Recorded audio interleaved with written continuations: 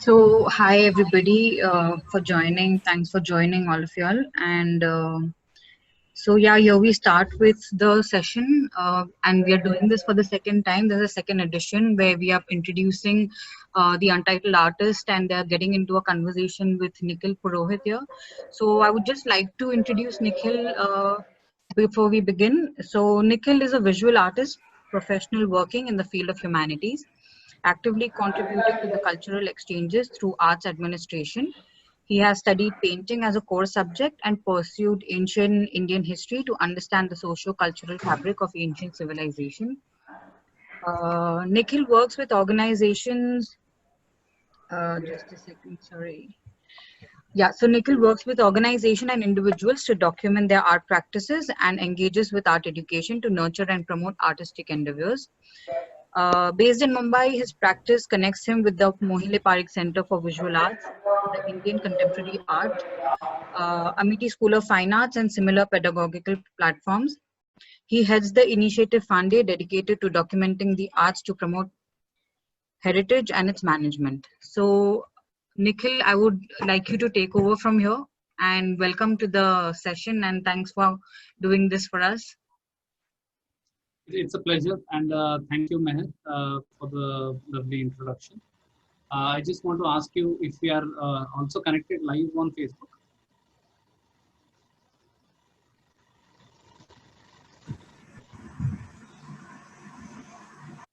Okay, so let's begin the session. And to begin with, the entire session is going to be in terms of one presentation and a round of question and answer session with artists, a kind of a panel discussion, and eventually leading to a Q&A with audience. Yes. So one thing we all have in common is that we all are perfect strangers, isn't it? So yet connected with the implicit interest in art. The manner in which we keep and engage with them with tales and narratives is a trait of being cultured. So the modus operandi of the changed by the invisible tiger, the corona times,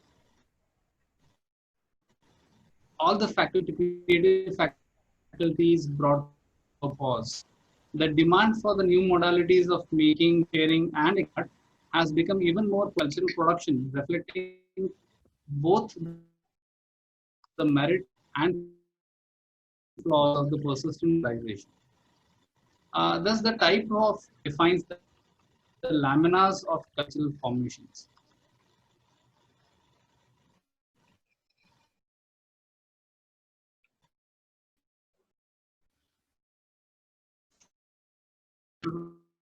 The I do of untitled series.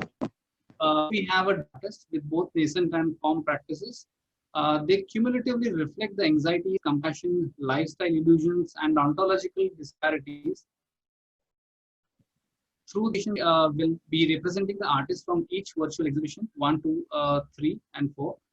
All the artists in the group shows together resemble notions of Jungian idea of collective unconscious, where works can be perceived as juxtapose of ontological epiphanies.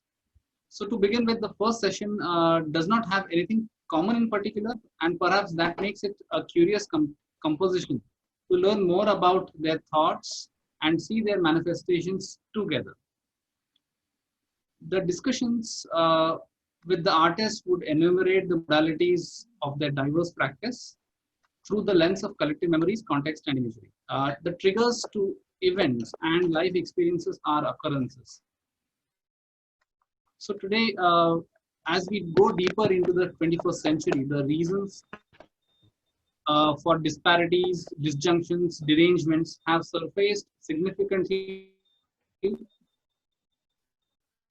and the response to these aspects, and we shall learn what they do, why they do it, what triggers the resort to shape their visual practices. So to begin the conversation with one artist presenting his nuances to the selected works here. I invite the first panelist, Arvind Sundararajan. Uh, what do we know about Arvind is he has a diverse and interesting applied arts background, a strong visual communication background where he comes from Chennai, and eventually studying in the University of Cincinnati, doing his masters over there. One can certainly trace his work through a dedicated range of clarity in image precision, which has a peculiar graphic quality which one can associate with. So I invite Arvind to begin with his presentation, and we'll move on to the question answer. Hello, Nikhil. So you're going to open the presentation? Meher will shall do that. Yeah. Yeah. Okay. So hello, everyone. I'm Arvind Sundar. I'm an artist from Chennai, and I would like to thank Nikhil and the Priyashri Gallery to organize this so that I can talk about my practice to a wider set of audience.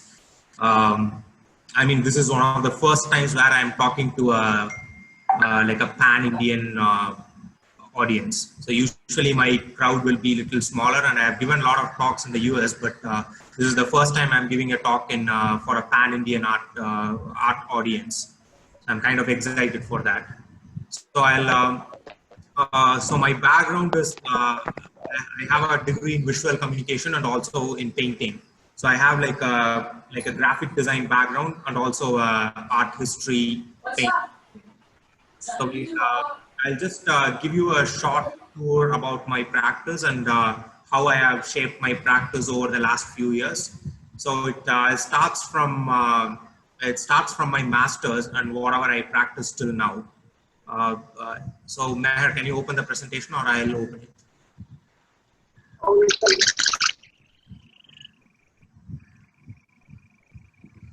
What is that? Can I open the presentation, or you are opening it?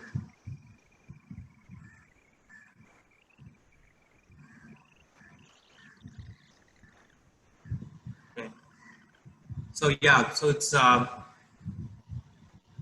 you can see it's why I do what I do. So I'm going to explain it in short. So I have several inspirations and also expressions based on that inspirations. So I'll talk about that. Next slide, please. So I have a view that art is the expression of human condition. All art, like take any art for that matter, it is an expression of human condition. Like it can be any human condition. For Vincent van Gogh, it was through colors. It was through his rural life in France. And for Manet, it was the oppression of the common people. So it is some kind of human expression. I mean, some kind of human condition, like whatever condition the artist is going through, that is going to be his expression. So what is my expression of a human condition? What is the human condition I am expressing? So that's what I'm going to talk about today. So can you go to the next slide? So grids. So I'm going to talk about grids. So I think all of our human activities that do in a postmodern world, it is dictated through grids. Like take anything, you will find a grid in it. Like take any postmodern thing in your life. It can be anything from your screens to the bank to your everyday schedule, anything, internet, everything is a grid. So I like my mode of practice comes from what I do over the grid. So you can see these are some of the examples where you find grids. So for the first one is a screen. So you can see the screen is nothing but pixelate. Grids filled with pixels. Pixels are the light particles. So when the light particles go through a grid, it looks like a screen. Your mobile phones, TV, computer screens, laptop screens, anything. And then think about your office cabins. So all your cabins, they are grids, right? Like if you go to the office and if you see your room, it will be filled with grids. And stock market, our whole world is running around, and it is built around the stock markets now. So like whatever you buy or whatever you are forced to buy, it is through stock markets. So you can see the stock market runs through grid, and the map. So maps are running through grids. So in short, if I have to explain my practice, I would say this: I perform over the grid. So that is my practice. Like in short, if someone asks me like what is my art practice, I say I perform over the grid. So I'll just run through a chronological sequence of my work. So you can see like how my work evolved through grids.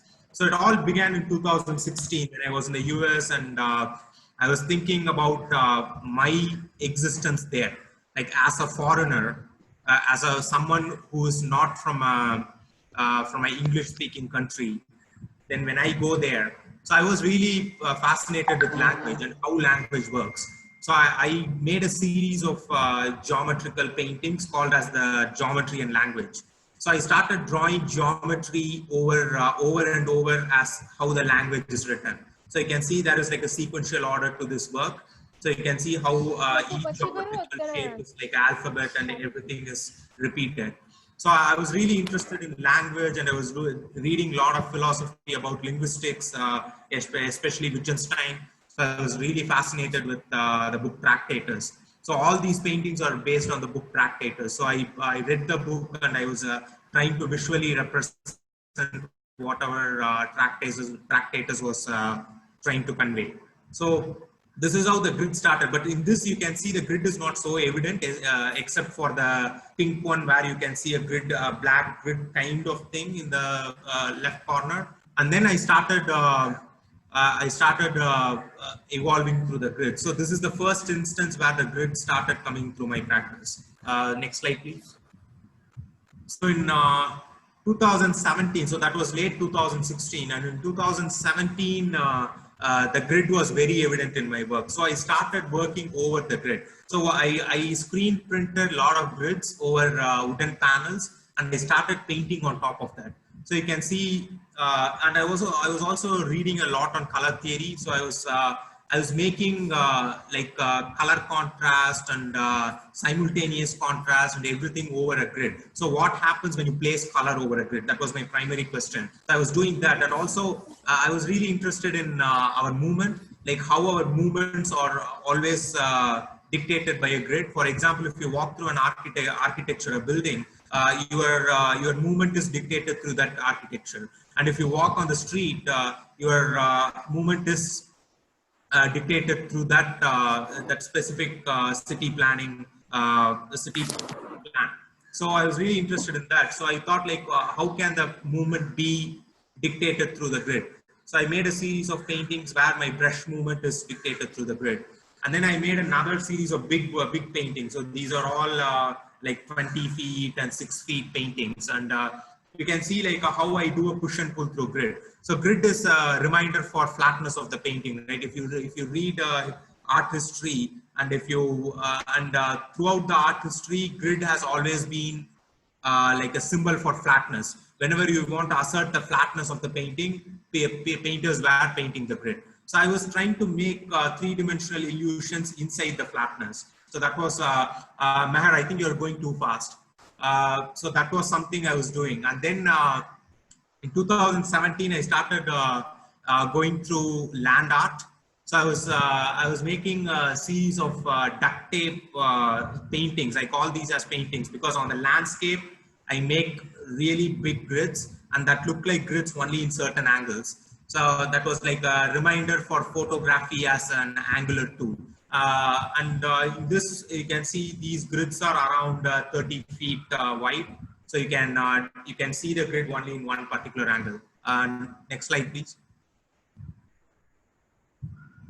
So and then again, I started going back to geometry and color. This time the painting started becoming shaped canvas and also collage. I was really interested in collage where two surfaces from different domains come together and make a meaning, right? That's what we call it as collage.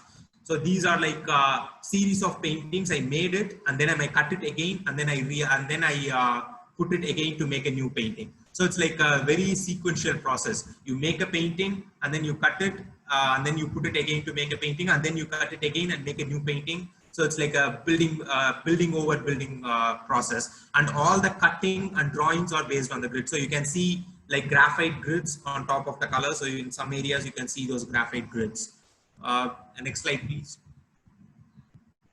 So this is like the series, this is like the whole series. So you can see this was exhibited in one time in Cincinnati and the other time in Denver. So you can see these paintings, these are like motifs on white wall where you have push and pull. Like through the geometry of the painting, you can see like some areas are receding and some areas are coming forward to you. So this was like a large scale installation I made in 2018. Next slide, please. And then in 2019, I came back to India. So I graduated in 2018, and then I was working as a professor in the same university in the US. So I was working as a professor, and at the same time, I was making some work. And then I wanted to come back to India. So I came back to India in 2019. And in 2019, when I came back to India, I was searching for grids here. Like, what are the grids I see in India? So I was making all the grids in the US. And then I come back here and I was thinking, what grid is in India? So the first thing I noticed was the gunny bags. So the gunny bags have like a very rigid grid in it. So you can see the grids in the gunny bag. So these are the gunny bag material, the burlap. So it has grids. So I was painting on top of it. So I was building certain textures on top of the burlap. So you can see these are plaster and acrylic mixed together, and I was making a very, it is more like an encaustic painting. So it has like a very thick, thick presence. And it was like, it is grid on top of grid. So the burlap already has a grid. So and I was painting grids on top of the burlap again. So I was making these burlap paintings for some time. And, yeah, you can go ahead. Yeah. And this is the next painting where I came back to collage again. So this time I was really interested in the area of gradient. Like, what is gradient? Like, if you think about gradients, gradient is a symbol for change, right? Because it starts as one color and it ends as another color. So it starts as blue and it ends as green. So that's what you can see, all the progression in between. So that's how the gradient is formed. So I was really interested in that progression, like how color changes gradually. So I thought, what if I can insert a grid inside that? That is a change. So the change is a factor. So when a grid is inserted into that factor, what happens? I was really interested in that. So I kind of inkjet printed a lot of gradients, and I started making collages out of them. So I draw over the gradient, I cut them into grids, and then I place them. So you can see all these gradients, they are drawn, they are cut, and they are put again together to make a formation. So these are again, the area of, the mode of operation is through grids. So the grids dictate however the piece moves. So when I cut a square, like how it moves, and the geometry of it is dictated by the grid. So I was making these paintings in 2019 too. Next slide, please. And then 2020. So I'm missing out several series. I just wanted to highlight the main series. So you can visit my website to see my entire progression.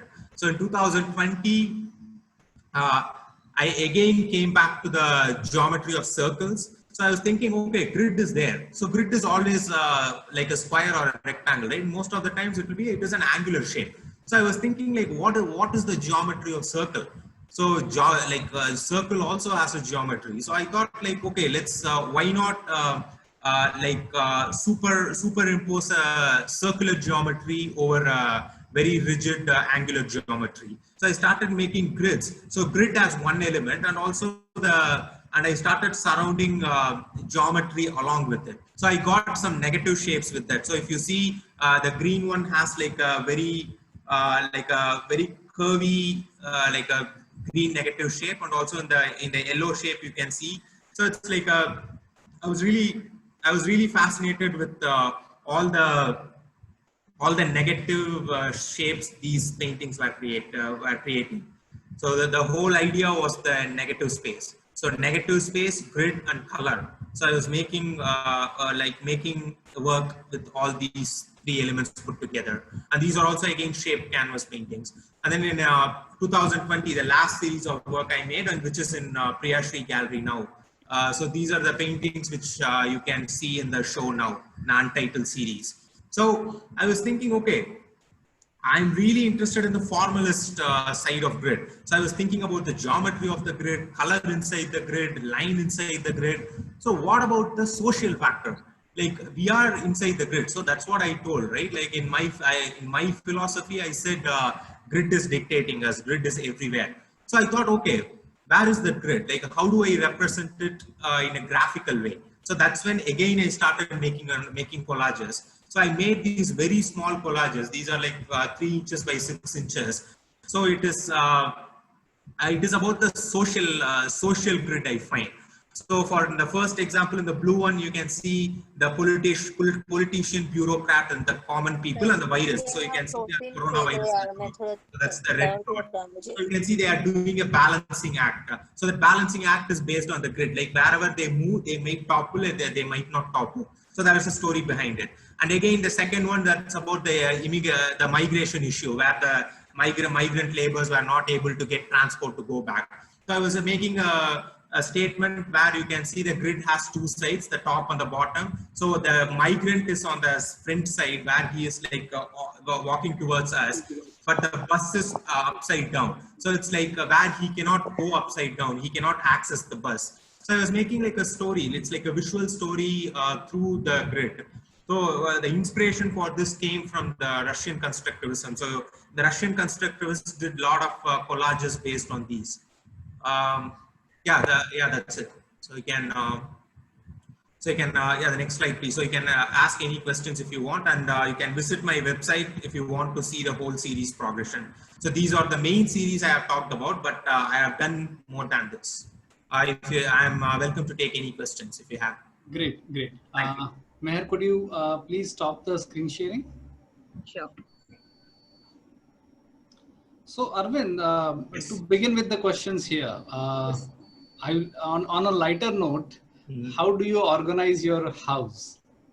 Exactly, that's a very good question. Yeah, it is in a grid. I really like shelves. Like wherever I go, the first thing I do is like look at the shelf and arrange things there. Right. Yeah. So because it makes certainly belonging to an applied arts, strong applied arts background, and especially when you are studying in Cincinnati and like looking at the urban scenario, yeah, like grid is an obvious thing to happen, and of course, art history contributes to greatly to your work. Yes. Which one cannot deny, and of course it is interesting how you interpret within your work, and also how you adapt to the philosophy of it. While on one end, while you are looking at the organizational element, which has a kind of a balanced idea, but at the same time, it has also an antagonistic feature to it. Yes. Like, so there is a sense of growth and also diminishing growth. Yes. So both the dilemmas or the what do you say, the extremes coexist within the grid. Yes. So how do you address that? Yeah, so that's a good question. So if you see, I told you that all postmodern elements have grid in it, right? So if you think about any postmodern element, it will have a grid. And also think about the postmodern elements, which is having a grid, but it has both positive and negative effects on us. For example, the mobile phones and the internet, it is run through grid. It has like a very rigid grid in it, but it has both good and bad things attached to it. So likewise, I really don't have like a standpoint where I say, okay, grid is bad or grid is bad or grid is bad or grid is good. So, but my standpoint is where I am inside the grid. I know that for sure. So how do I operate in that grid? So for example, you are given internet and you are given the cell phone. How do you use that? It is up to your discretion. It's the same thing here. So as an artist, I know that the human condition is grid. So I am put inside the grid. So how do I operate it? So that's why, for example, sometimes I go against the grid. So when I deny the flatness of the grid, I am going against it. I am fighting the grid. I am saying, hey grid, you're not supposed to be flat. You are supposed to have a depth. So I am creating that. I do that with color too. So color has like a simultaneous contrast, right? So when I in the grid, when I put a red square and then I put a green square next to it, it is going to create a tantalizing effect and it is going to create a dip. So in that way, I am going against the grid. But sometimes if you see, if you take my collage series, I am cutting along the edges of the grid. So that means I'm complying to the grid. I'm agreeing to the grid. Right. So it's like, it's not like I'm taking a stand. It's just that I am living through. I am living through the grid. Right. Great. Great. Yeah. This certainly reminds me of a very interesting book called as Flatland. Flatland. I Yes. love Flatland. Yeah, I've read that novel. Yeah. So it's interesting how it adds into the idea that, and of course, referring to your work, that everything is seen to be in a grid. And Yes. Currently, everyone using cellular phones and the internet and everywhere, the way we are getting connected through ideas, through tangible elements, and also the sense of humanistic ideas which are getting ingrained in it. So this also reminds me of what is a sentence in a film called as yeah, I'm forgetting the name here, but the film. So there is a Dr. Manhattan says that he's a superhuman, and he says life on Earth is kind of a it is meaning. It doesn't have so much of a meaning, or it is overrated as an idea. And of course, the agonies and the disparities, what we are looking at from an overarching kind of a, like David Bohm would mention in this case, like looking at science and philosophy together. So I would like to direct the next question towards Isha in this case, where she is looking at these disparities, the human conjunctures about human pain, compassion, and the ideas of the physicality of human pain. So Isha, how do you refer to these ideas in your work? Yeah, Isha, you need to unmute yourself, please. And Meher, could you please put her works up? Can you hear me now? Yes, yes, please. Yeah. Yeah. Can I see the presentation? Just a second, it's on its way. Yeah.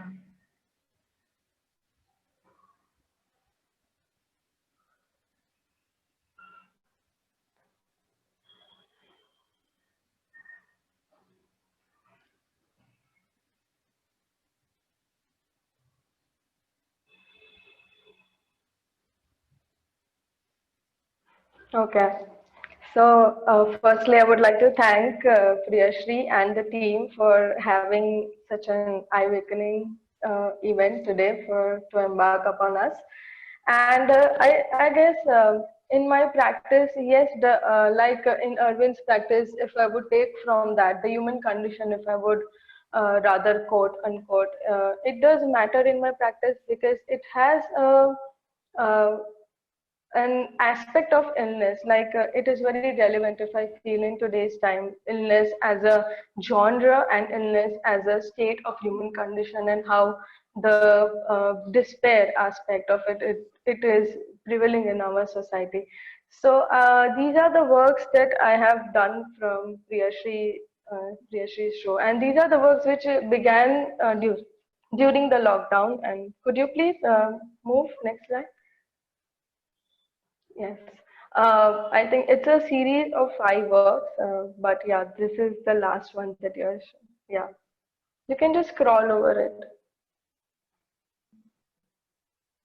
Yeah, so I would give a sort of a short introduction to my practice, and it does have illness as a main as a main genre, but it also has this weird sense of pain and trauma to a human's body, and these are these objects which I pick. It does have a physiological and a psychological both aspects intertwined, because the objects that I use, which are also inspired from my personal connections to how I see body as a representation and how I see them as a whole, as a site and it does in my practice, body becomes a site along with the objects to as a ground to open different interpretations of disease or illness or some sort of disability or some sort of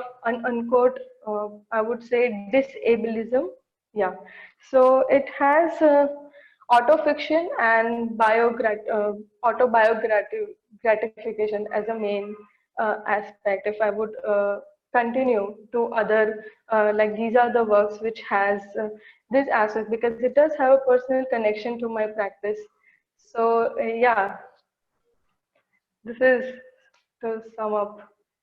And if anything, Nikhil, you would like to come up? Right. Yeah. So there is an affinity towards a certain organic elements here. So and one can notice that it is the pain is presented in a metaphoric way. So how do you use these forms of the shells and the snail reference here? And again, one can certainly, while looking at grid of Arvind's practice, one can also be hinted on the sacred geometry aspect when we are looking at the shells here. So how do you, so that's a different discussion altogether though. But however, how do you refer to these organic forms in nature and human pain in the context? So these are the forms which I was finding very, it's very ambiguous. Firstly, the images which I choose comes very spontaneous to whatever I look up to. But also, I was also thinking about the time, like we are living in this dystopian times where we are not oblivion to its cause and effects, right? What a disease or a pandemic or an illness can do to our body. So if I take a current situation where isolation has become one of the ingredient points and one of the most core of human experience, we are put in a certain box where we are supposed to isolate ourselves. So these objects, when I looked at them, it sort of had that resonance to a certain mental state of isolation or certain. Yes, so I took shells as that regarding to that context, and also it acts as an isolation booth, like how everyone is sort of being there in isolation booths, if I would say. Right. So then, how does text peep in? Like, how does the repetitions or certain sentences you construct in your work? So, how does that refer to the overall dialogue here? Usually text in my works, it does come from what I read or what I'm going through, or so then this text also has an idea to how to, like the way Victoria Woolf says in her, there's this great novel by her on being ill, in which she has projected an idea of illness is, she considered it as a very romanticized concept, or she's considered it a very spiritual change, I would say. So I also consider the text to not being just about that image, but then it would also say a lot more to a present situation or present crisis that we are facing. So I think the text comes from my personal readings and in relation to the images. Yeah. Okay. So, and could you elaborate if this pain has is it kind of a distanced observation, or does it come with a personal annotation also? I think in every artist's life there is a personal connotations towards it. So it does come up from that's why I said that it's autofiction, which yes. So it does come from a personal connotation. Yes, of course, very special corner. Right. Okay. So this connects me to the kind of approach which Rumit, as one of the panelists, has here. So जब हम रुमित का काम देखते हैं तो उसका background काफी interesting है. रुमित एक के फादर जो हैं वो डायमंड कटर हैं, एंड काफी इंटरेस्टिंग मुझे लगता है जब एक क्राफ्टमैनशिप के रेफरेंस में वो आते हैं.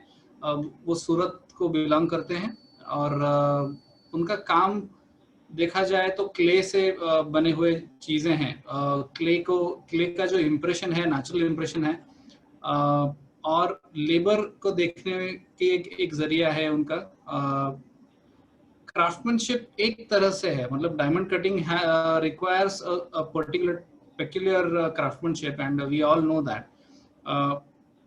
Interestingly उनका जो काम है वो उसको कॉन्ट्रास्ट करता है, बट उसके जो लेबर माइग्रेशन के एलिमेंट्स हैं, जिस तरह से लोग वहाँ आ रहे हैं, सूरत में आते हैं जाते हैं, और फिलहाल के कॉन्टेक्स्ट में जो लेबर रीमाइग्रेशन या फिर गोइंग बैक होम, ये जो कंसेप्ट है, इसका एक रिफ्लेक्शन उनके काम में भी हमें नजर आता है। सो रोमित, मैं आपसे पूछना चाहूंगा कि इन सब का आपके काम में किस तरह से प्रेजेंटेशन आता है, और जो झुंड बनता है या फिर आपके जो फॉर्म्स यहाँ पे तैयार हो रहे हैं, जैसे कि बौने लोग हैं, कलेक्टिव्स हैं, और एक ऑर्गेनिक नेचर है आपके काम में, जो एक हिसाब से अपने आप बैठे बिठाए ऐसे आसानी से फॉर्म्स बनाएं, वैसा एक रिफ्लेक्शन आपके काम में दिख रहा है।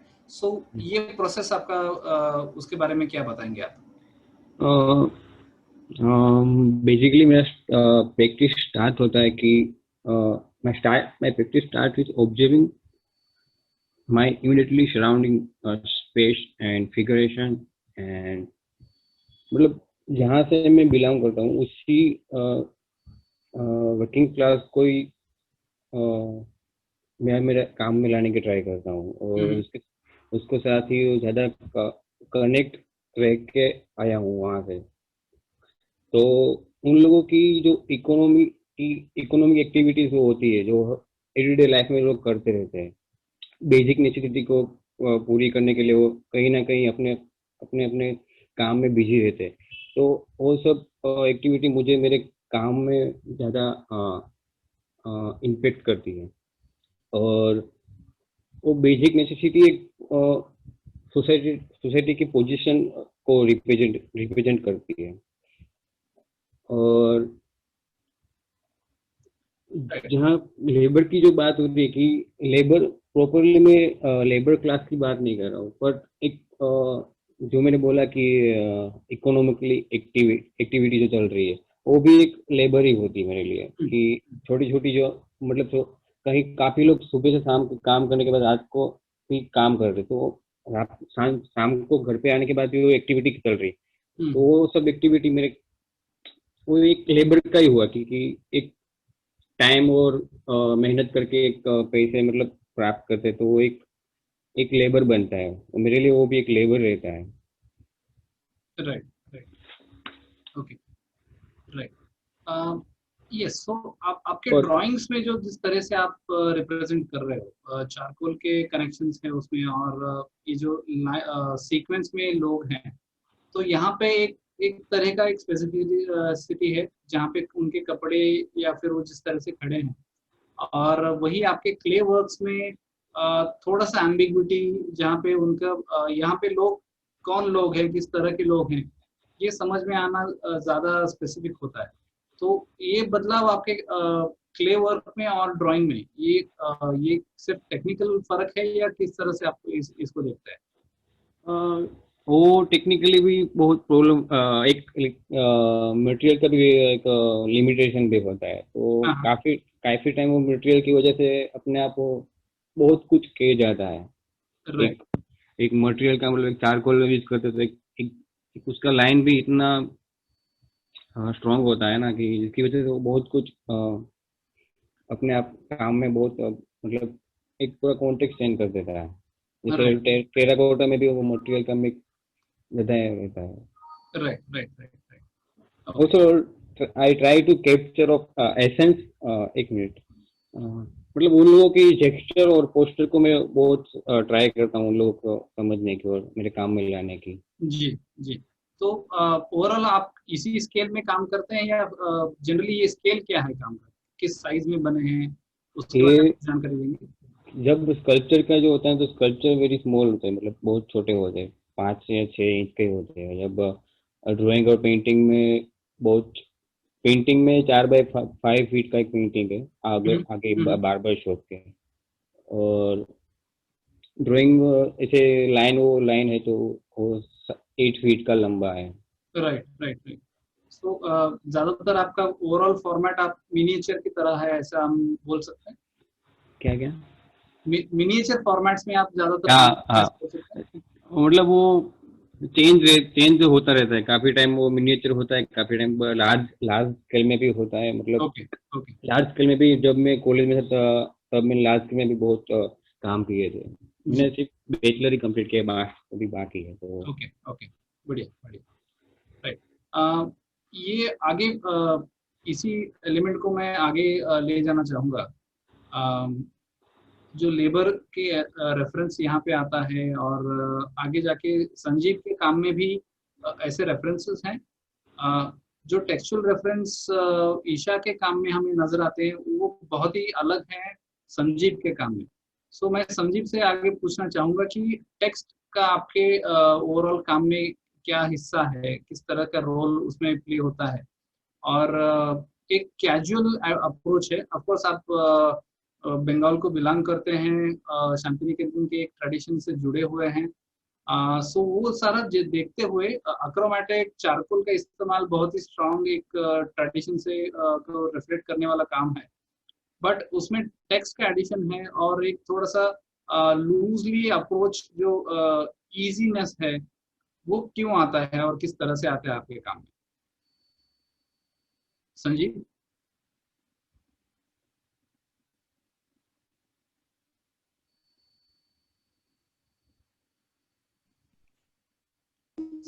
संजीव हेलो निखिल जी।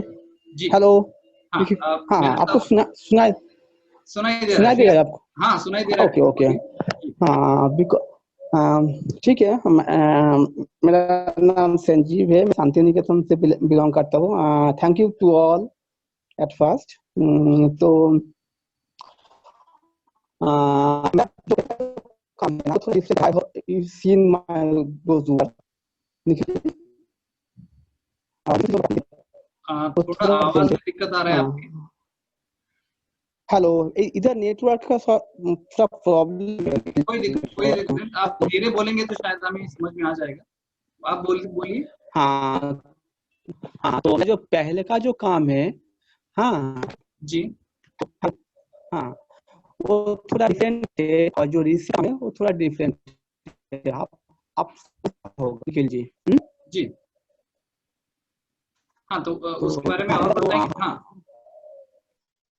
हाँ, तो मुझे लगता है रिसेंट मेरा जो काम है, जो मटेरियल यूज कर रहा हूँ, टेक्स्ट यूज कर रहा हूँ, हाँ, और इस बारे में थोड़ा मुझे बोलना यूज करूँ ये अपने पूछ। तो मुझे लगता है चारकोल के जो अंदर है, चारकोल के अंदर मुझे पॉवर्टी, हाइपोनेस हाँ उठाई देता है, और वो ग्लॉसी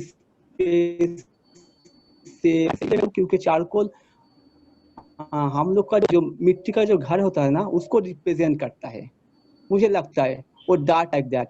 और उसके ऊपर मैं टेक्स्ट यूज कर रहा हूँ बहुत कैजुअली, एवं वो लोकल टेक्स्ट यूज कर रहा हूँ। वो text also represent to contradictory space, हाँ, जो हम लोग का जो सोशल कंडीशन, जो सोशल कंडीशन है, इसलिए वो टेक्स्ट एंड चारकोल सब वो रिप्रेजेंट कर रहा है। और टेक्स्ट इटसेल्फ वो लोग का जो सिचुएशन है ना, वो उसको बोल रहा है। आपने देखा ना, जो पैंडेमिक के टाइम जो लेबर लोग जो माइल पैदल से आया, वो लोग खाना इधर में उसको ही मैंने डिपिक्ट किया। जो लोग एलिट है, रिच है, उसका पास सब कुछ है, उसका कनेक्टिविटी, उसका फूड, उसका एजुकेशन, सब कुछ गुड है। हाँ, तो यही मैं दिखाना चाहता हूँ मैं। ओके ओके, ठीक है। बट ये जो और मैं मेरा हाँ बोलिए। हेलो, हाँ बोलिए। सो ये हाँ, सेंटेंसेस जो और आ मेरा रहे हैं, बैकग्राउंड में और मेरा हाँ सो सॉरी, हाँ मैं सवाल पूछ लेता हूँ, फिर आप कंटिन्यू कीजिएगा प्लीज। सो ये जो सेंटेंसेस आ रहे हैं, तो ये क्या रेफरेंस से आ रहे हैं? ये खुद आप लिख रहे हैं या फिर किताब से या फिर किसी कॉन्टेक्स्ट से आप ले रहे हैं? मेरा जो काम है उसका प्रोसेस बहुत ही इम्पोर्टेंस है। मैं लेबर के साथ आता हूँ, उन लोग के साथ मिलता हूँ, उधर में खाना खाता हूँ, वो लोग उसका जो सिचुएशन उसको मैं स्टडी करता हूँ, उसके बाद में ये जो टेक्स्ट में इधर यूज करता हूँ, वो लोग क्या बोलता है, हाँ वो लोग क्या कंडीशन में है, उसके बाद में यूज करता हूँ। बराबर, okay okay, yes, thank you Sanjeev. I will take the question back to Arvind here, like looking at both Rumit's and Sanjeev's work. So how do you look at their work in terms of your grid concept and the idea of disparities in this case? I mean, I think like one thing is like they are socially very relevant. So they are talking about. I mean, I would say they are from the viewpoint of realism. By realism, I don't mean their work looks realistic. What I mean is like their way of expression tend towards realism. So they are talking about common man, and they are trying to represent it using figures. Right. So mostly it's figures. Right. So my practice is kind of like I am not a figurative painter. So I try to go behind the base of the idea. So we are saying, okay, people are being, let's say, people are being suppressed by, they are put into several groups, like we can say caste system or anything. So they are divided, they are subdivided. So here, what is the idea? So in their works, they are like keeping the figures, and they are expressing the same agony through figures. But I am going to the basic of the idea. So here in this example, if I say people are being segregated, so I go behind the term segregation. So what is segregation? So it is like dividing people. What is dividing? A grid is dividing. So I go behind the basic of the idea, and I see what is the most abstract way to represent the idea. Rather than being a figure, what is the most abstract way to represent? But in the last series, yes, I have included the figure. So I have included figures from cut newspaper. Right. So this is the first time I'm including figures in my grid work.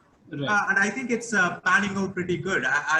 For a long time, I was thinking my grid work should only be abstract and non-objective. But during the lockdown, I was thinking, okay, we are going to talk about social issues. What is society? Society is it is for humans, and it is by humans. Society is formed by human bodies. So I was thinking, so why not use the body? So why not use the human figure and have the same outlook? So that's why I wanted to operate in a space in between the abstraction and the figurative. So I wanted to be a liminal space where there can be room for abstract thoughts, also some concrete thoughts. So that's why if you see these figures, these are really famous politicians from India. I mean, from Tamil Nadu. So you can see this is the health minister of Tamil Nadu, and this is the health secretary of Tamil Nadu. So I wanted to give a concrete thought and also an abstract thought. So I want to work in between that liminal space. Right. Okay. So we will open up the platform for audience question and answers now. There are some questions already in the chat box, so we will first refer to them. And then, so I request audience, if you have any comments, if you have any thoughts to elaborate, or you refer with any of the artist's works, so please feel free to either speak directly or type into the chat box. So पहला जो सवाल है रुमित के लिए है यहाँ पे कि आपने ओरिजिनली स्कल्पचर सीखा नहीं है, तो और ये स्कल्पचरल फॉर्म्स के साथ आपका लगाव कैसा है, और क्ले एक सेंसिटिव माध्यम है, तो वो माध्यम का चुनना आपने किस तरह से डिसाइड किया? फर्स्ट ऑफ ऑल तो मैं पेंटिंग से पास आउट हूँ, जी तो मुझे कल्चर का कुछ नॉलेज नहीं है और मटेरियल का भी कुछ नॉलेज नहीं है। तो जब मेरे इंटरेस्ट आया कि कुछ कल्चर जैसा करना है, तो मतलब एक टेराकोटा से ही मतलब स्टार्ट किया था तब। तो वो करते करते मतलब वो मालूम पड़ा कि मेरे पास मैं ऐसे भी कुछ कर सकता हूँ, एक 3 डायमेंशनल फॉर्म में मिनिमलाइज फॉर्म करके भी कुछ मेरे काम को डेवलप कर सकता हूँ। तो इस तरह से मैंने वो क्ले को मतलब यूज कर रहा था। जी जी। तो उसी वक्त जब हम आपके वाटर कलर्स को देख रहे हैं तो उसमें एक स्ट्रॉन्ग नैरेटिव रेफरेंस आता है जो कि क्ले में उतना नहीं आता है।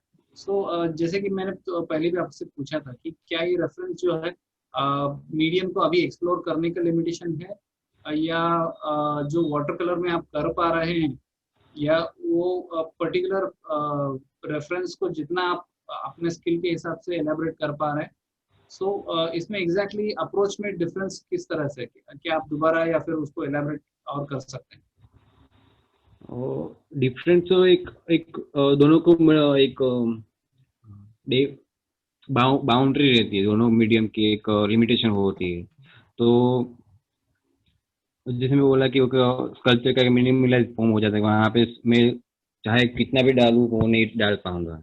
एक एक फिगर भी बहुत सारा बोल सकता है यार। जब भी वहाँ पेंटिंग में जाऊंगा तो एक फिगर के साथ उसको एक बैकग्राउंड की भी सोचना पड़ेगा और कहाँ कहाँ पे वो है, तो वो सब भी मेरे को भी देखना पड़ेगा। Right right. तो वो एक लिमिटेशन का भी एक रहता है। ओके ओके ठीक है। Thank you Romit. संजीव के लिए सवाल है कि आपका काम में जो ओवरऑल फार्मर्स का जो कंडीशन है, रूरल इंडिया के जो सिचुएशन है उसके साथ जुड़ा हुआ है। सो उसके बारे में आप क्या बताएंगे और आपका रिलेशन उसका किस तरह से है? हाँ संजीव। हाँ, मेरा फादर इज ए लेबर और मैं दलित बैकग्राउंड से बिलोंग करता हूँ। क्योंकि मैं लेबर से बिलोंग करता हूँ इसलिए उसका जो लोग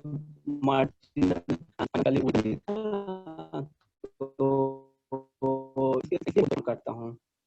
हाँ, यही मेरा रिलेशन है उसके साथ। Okay okay right. सो एक फर्स्ट हैंड एक्सपीरियंस से आपका जो ओवरऑल काम जो डेवलप होता है वहाँ से फर्स्ट हैंड एक्सपीरियंस बहुत मायने रखता है। राइट ओके हाँ हाँ हाँ हाँ हाँ। बराबर right. So if there are any questions from the audience, please feel free to ask. We are coming to the conclusion of the session today, the morning first session.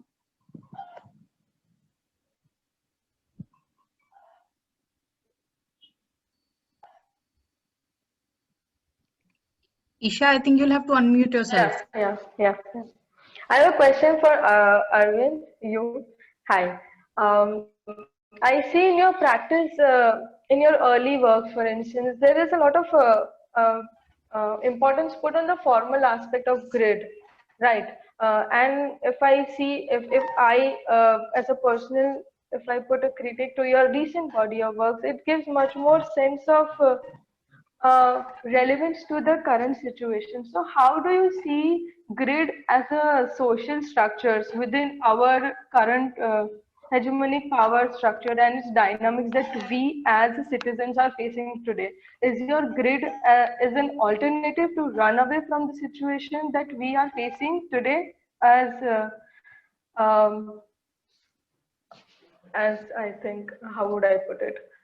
Yeah, or is it an alternative to sort of build us in a certain utopian structure? What would you take on from that? Yes, like if you think about grid, like from the ancient art history, like not just art history, from the history of civilization, grid has always been promoted as an utopian tool.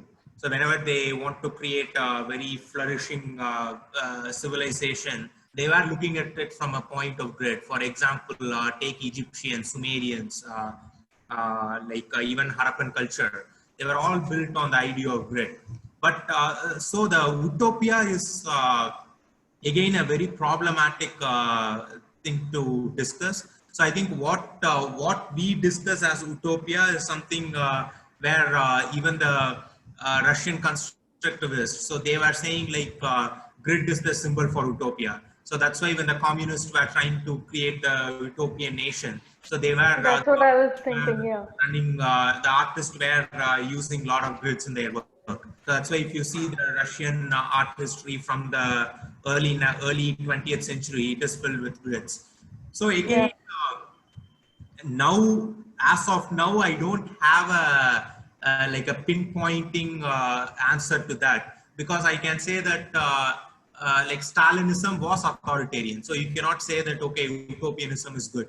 So you cannot say that whatever the utopia the Russians were thinking, it was not actually an utopia. It was an authoritarian government. So you can think in those terms too. So I would say grid is not we are in a grid. I'm not arguing against that. We are put in a grid, and I know that, especially in a society like India, where people are segregated through language, religion, caste, and everything. It looks like we are in a grid. Yes, but for now, I don't have a solution to that. I cannot say that, okay, let's not be in a grid. Let's be in an anti-grid. So what is an anti-grid? Is there an anti-grid? That's a question to answer. So like, you tell me any human condition, you can find a grid there. You can definitely find a grid in that sorts, except for maybe certain feelings like love and sex. Maybe those things don't have grid, but I think all the other things have grids. So it's like a very mystical problem too, like where you have to find something which doesn't exist. For at least for me, it's like that. So if we think about anti-grid, we have to talk about that. Is there an anti-grid? So I don't have an answer for that question. So I think that's a question for all of us. So like I am saying, like we are finding grid everywhere, but is there an anti-grid? So that's something for all of us to answer.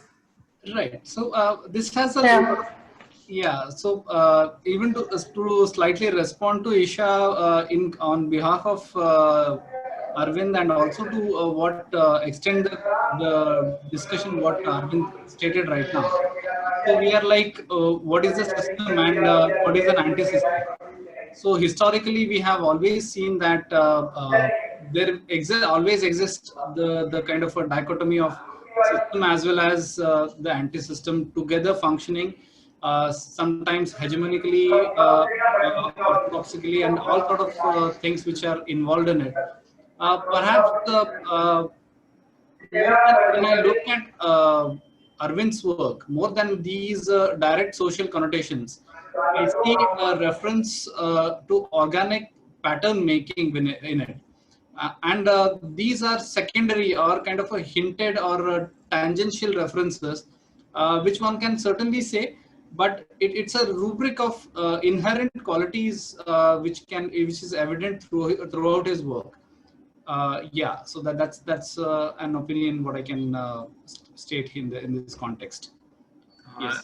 Yes, Nikhil. Yeah, I agree to you. Yeah, you're right. Right. Okay.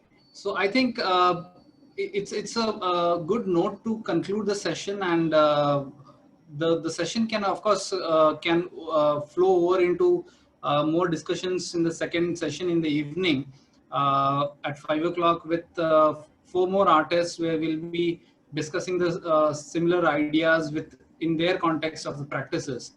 So yes, I will ask Meher to take over and present the concluding note here.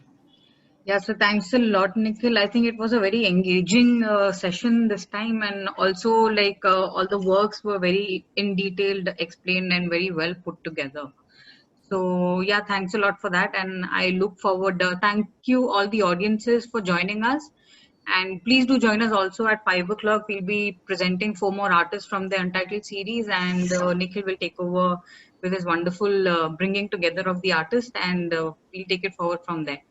So thank you for attending. Thanks Nikhil, and thanks all the participants and artists to be here. See you again.